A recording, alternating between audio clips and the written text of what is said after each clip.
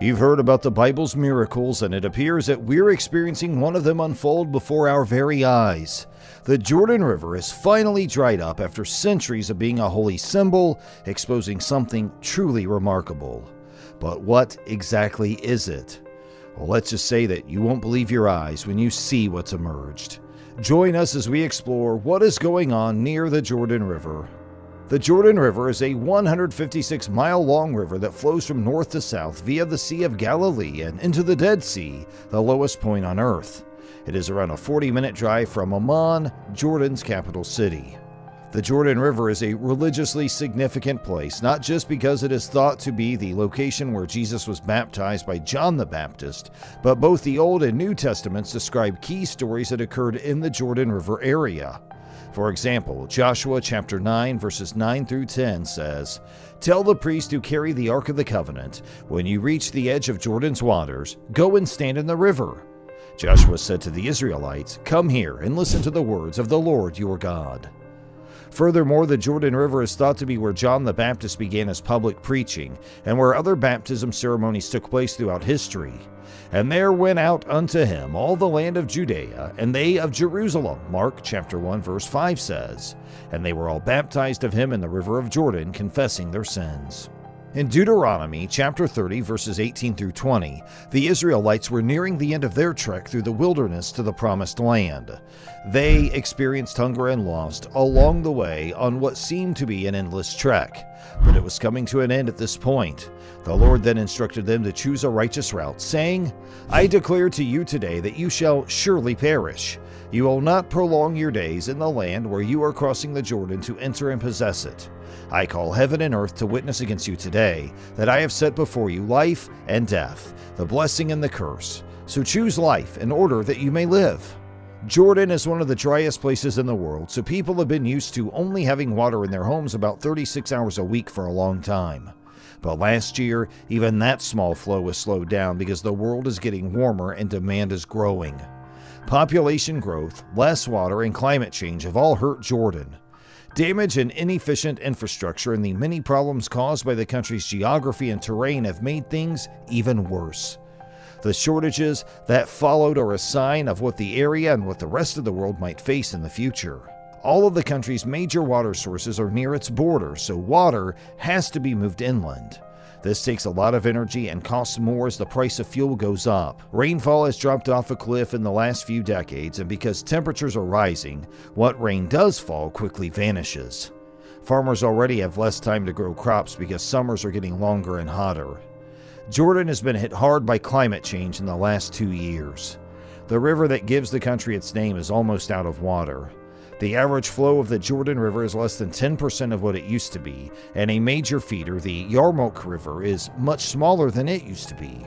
The once rushing waters of the Jordan River flow into the Dead Sea, which is becoming less and less of a saltwater lake.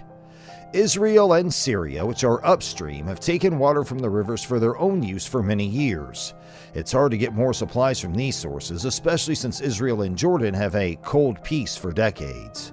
And all of this has made it too easy to get water from aquifers below the top of the earth.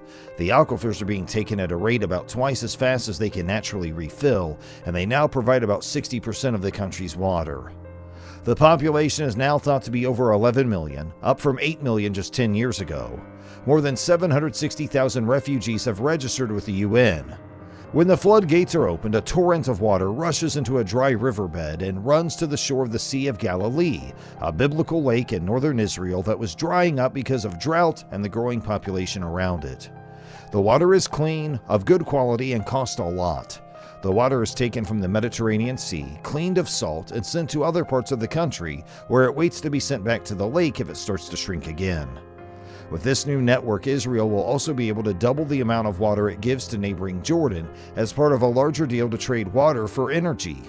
This deal was made possible by a working, if sometimes tense, relationship between the two countries. Christians think that Jesus walked on the water of the Sea of Galilee. It is Israel's largest lake and a popular place for tourists to visit. Hotels and campgrounds line the edge, which is surrounded by green hills. It gives water to the Jordan River, which runs south to the Dead Sea.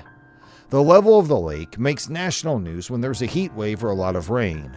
Due to long droughts and retreating shorelines, alarms went off often over the past 10 years. So, Israel built a series of desalination plants along its Mediterranean coast. Now, Israel has more water than it needs, which is a bright spot in a dry area that is very sensitive to climate change. Yoav Barkay, who runs the national water carrier system at state-owned Mekrot, said, "All the extra water that the plants are making, we will be able to bring it up north and into the Sea of Galilee." On a dry, sunny day in late January that felt more like spring than winter, he stood at a collection pool above the lake. He said, "With the way the climate is changing, you don't know what to expect next year or the year after that. We no longer rely on rain as our main source of water." He said that since water exports to Jordan were going up, the refill method might be used more often. Mekrot says that it can raise the level of the lake by half a meter per year. The peace pact that the two neighbors signed in 1994 had a lot to do with water. Under the deal, Israel would send 50 million cubic meters of safe water to Jordan every year, and at the end of 2021 it was doubled. Both countries are active members of the pact, even though they accuse each other of making water shortages worse by how they handle the rivers they share and that flow into each other. Jordanian and Israeli officials have been pointing fingers at each other over river levels, reservoirs, and the progress of a separate plan to desalinate water from the southern Red Sea. These are all problems that could be very sensitive in a tense area with little water. But things have gotten better. About a year ago, Israel and Jordan decided to work together on a project where Jordan would build 600 megawatts of solar power that would be sent to Israel in exchange for more water. At the time, Jordan's Minister of Water and Irrigation said that climate change and a large number of refugees made Jordan's water problems worse, but that there are ways for the region to work together to fix them. Industry sources told Reuters that work has begun on a pipeline that will double the amount of oil that will reach Jordan. This means that Jordan will get about 200 million cubic meters of water, which is the same amount that Israel's 5 largest towns use together. At the moment, the national water carrier is empty because it is getting fixes and upgrades for the season. At one point in northern Israel, workers work on a pipe that is big enough for them to stand in. They are adding a new line that goes to the city of Beit Shan and then goes east to the Jordanian border. Mekrot hopes to have it finished by the year 2026. Jordan is one of the countries with the least amount of water according to the U.S. Agency for International Development, which works with Jordan to improve water security. The natural water supply meets about 2/3 of the demand, and groundwater is used twice as fast as it can be refilled. The Dead Sea is a salty lake in southwestern Asia, with Jordan controlling the eastern half and Israel controlling the western half. Since the 1967 Arab-Israeli conflict, Israel has ruled the Palestinian West Bank, which encompasses the northern part of the western shore. The Jordan River, which flows into the lake from the north, provides the majority of the water in the Dead Sea. The Dead Sea has many theological and biblical implications. Several Jewish tribes lived in caves near the Dead Sea during the time of the Bible.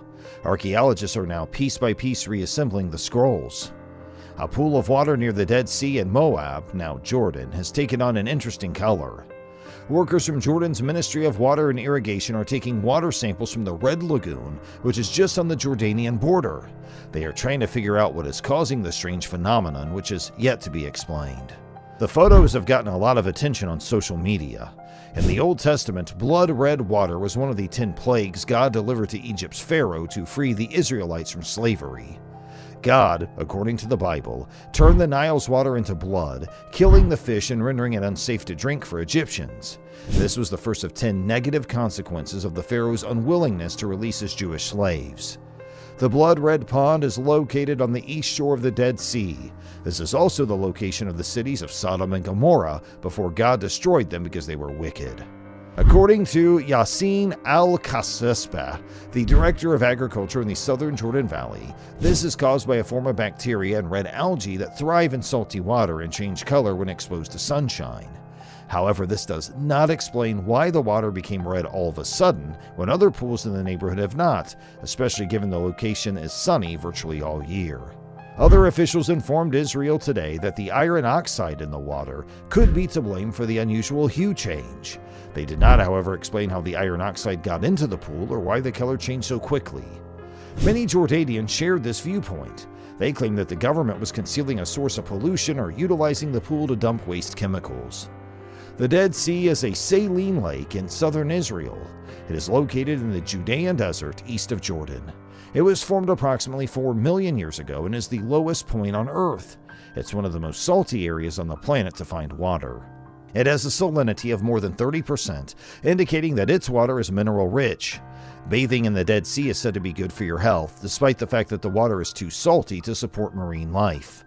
However, the Dead Sea has declined significantly in recent years. Climate change is most likely to blame. So, that's going to bring us to the end of today's video. We would like to thank you for watching. Please make sure you like, subscribe, and hit the notification bell so you always stay updated with our latest developments. You'll be the first to know when we have a new update for you. And don't forget to share our video with friends and family and others who would like our video. Have a great day, and thank you for watching.